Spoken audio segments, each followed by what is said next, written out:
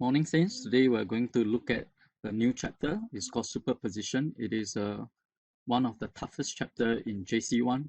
There are many concepts that you need to understand. I have divided the lecture or the chapter into 5 smaller videos, so you can revisit any smaller section if you need to rewatch it or grab some understanding. Right, today we'll just look at the fundamentals of this chapter. To acquire deep learning, you need to know what success looks like, right? So you should be able to explain what is diffraction at the end of today. You should be able to state the principle of superposition and apply them. And you should be able to also understand the term coherent. In secondary school, you have learned reflection and diffraction, and today we'll learn something more. Diffraction refers to the spreading of waves when they pass through an opening or around an obstacle. Please take note that in your notes it says spreading or bending. Please cancel bending and use spreading as the definition. Right, and on the top left-hand corner, you can see the page number. So that's where you can find where I am at. If you do not see any page number, that means it's something additional, not in your notes. All right, let's look at diffraction now. As you see this water wave passing through a large gap here, a white wave, you can see that there is some bending of the waves at the corner. So it is going a bit brown at this corner, but basically the other parts is still going straight. Right, but if a wave passes through a narrow slit, you can see that basically it is bending at every part, and hence we get a circular wave. So for significant bending to occur, the slit size, okay, the size of the gap, should be approximately equal to the wavelength of the wave. Okay, what do we mean by approximately? When we say approximately, it means within an order of 10, right? Which means 10 times smaller or 10 times bigger.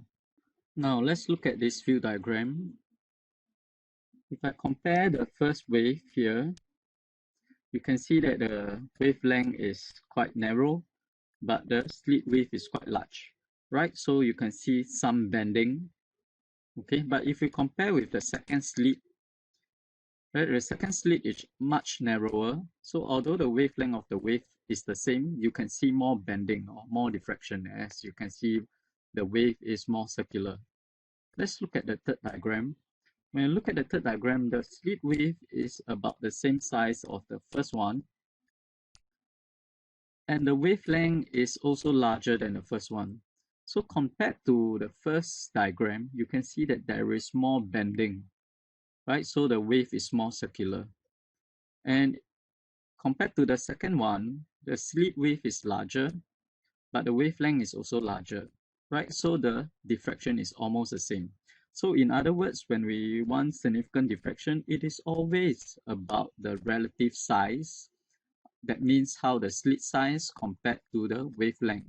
It is not about the absolute slit size or absolute wavelength. It is always comparing how big they are relative to each other, right? So you can have a big gap here, but if your wavelength is large, you still can get a significant diffraction.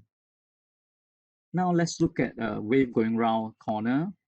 Right, as you can see here, the wavelength is quite large, right? And there is some bending, okay, quite significant. And you look at this diagram here, the wavelength is quite small, so the bending is very little. Only very little part of it is bent, okay? So again, it is about the relative size. Okay, take note that the speed and the wavelength do not change after passing through the slit or obstacle. So you can see that the wavelength still remains the same. This is unlike refraction, where both speed and wavelength change after the light move from one medium to another. Right? So in diffraction, the speed and wavelength do not change. Now, can you answer this question? Why can't we see round a corner, but we can hear around a corner? So a street cleaner will not be able to see the radio around the corner, but he will be able to hear the sound from the radio. Pause the video, take a minute to think about it. Yes, did you get the answer?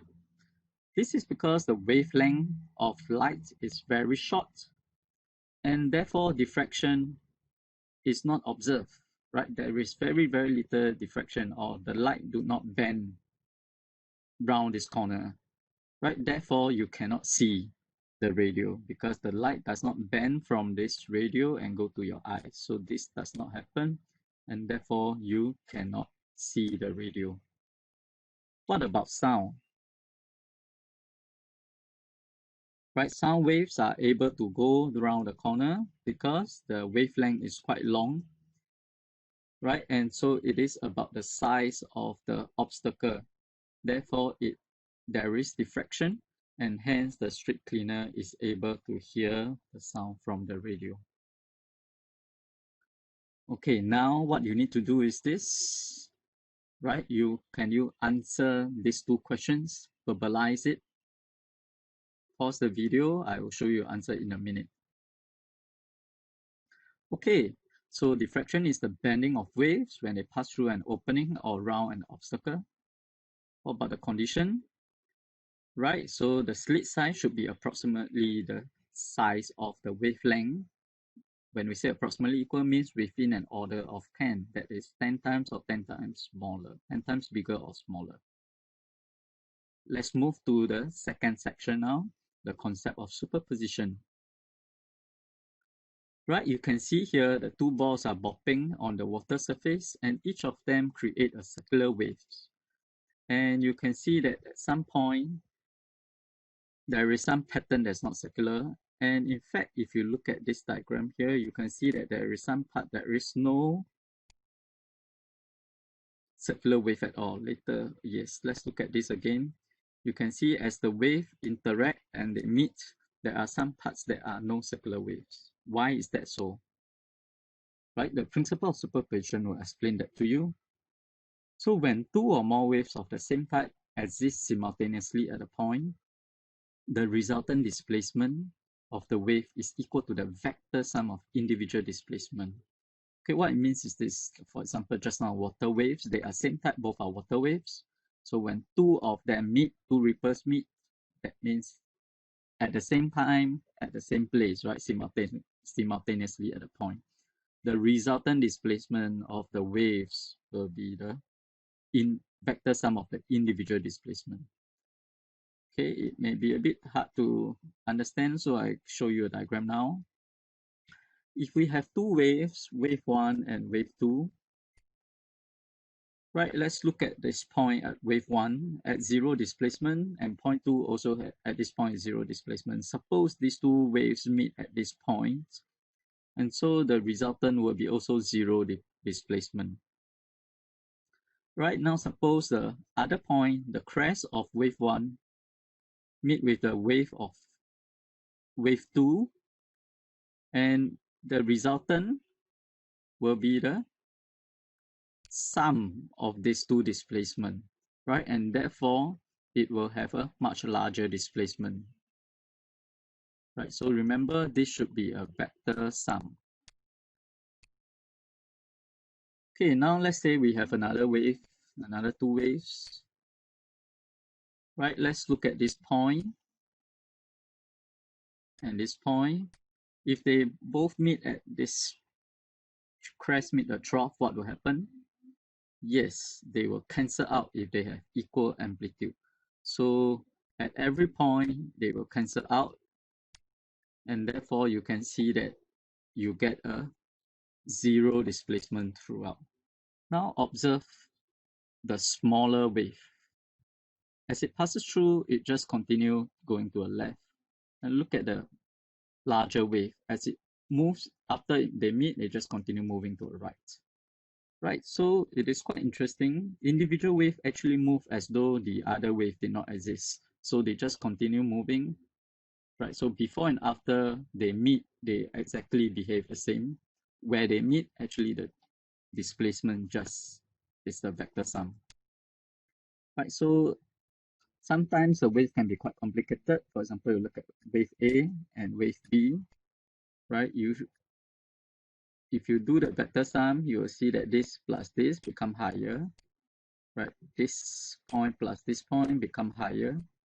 right? And wave A, this point plus a negative displacement, so it becomes smaller, right? So this is what it means by a vector sum. You have to take into account the sign, right? So you do for every point,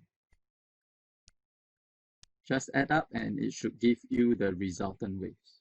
Now let's move on to coherent. You need to understand this term as it is fundamental to the later part.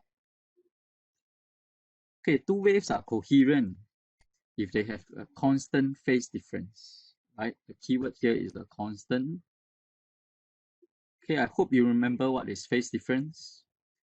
Let's look at a few examples to refresh your memory. Suppose we have two waves, right? This is a displacement time graph of each of them. How do I find the phase difference between the two waves? In this case, both of them reach a crest at time equals to t.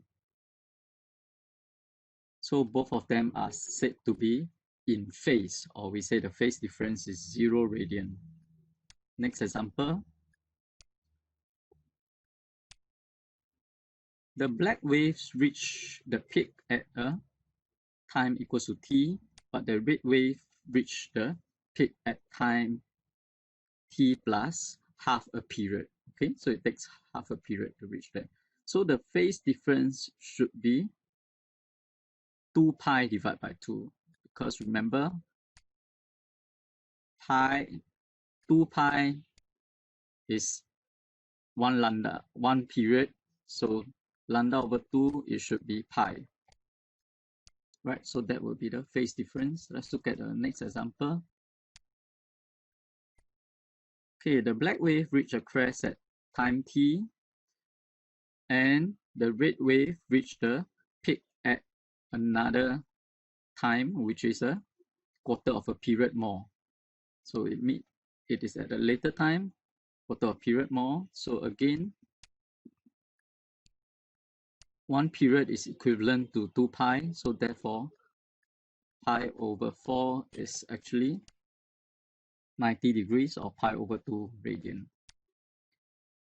Okay, let's look at the next two waves. But you can see that this part here, they seem to be in phase. They both reach a trough at the same time. But at a later time, they are no longer in phase. In fact, this is pi radian, or we call antiphase. So therefore, it does not have a constant phase difference, and it is called incoherent, as we cannot determine the phase difference because it's always changing. The next example, you can see the crest of the red wave meet the crest of the orange wave, and meet the equilibrium position of the green wave and the trough of the blue waves. At the next instant, the red wave actually meet the equilibrium position of the orange wave and is now not at equilibrium position of the green wave, and it is not at the trough of the blue wave. At the next instant, again, they have a different phase difference. So these four waves do not have a constant phase difference, therefore they are incoherent. Right, I hope you understand the meaning of coherent now. Right, can you test yourself? This is for you to acquire deep learning, right? So explain to yourself what's the meaning of diffraction, state principle of superposition, and also explain what is the term of coherent. Okay, thank you.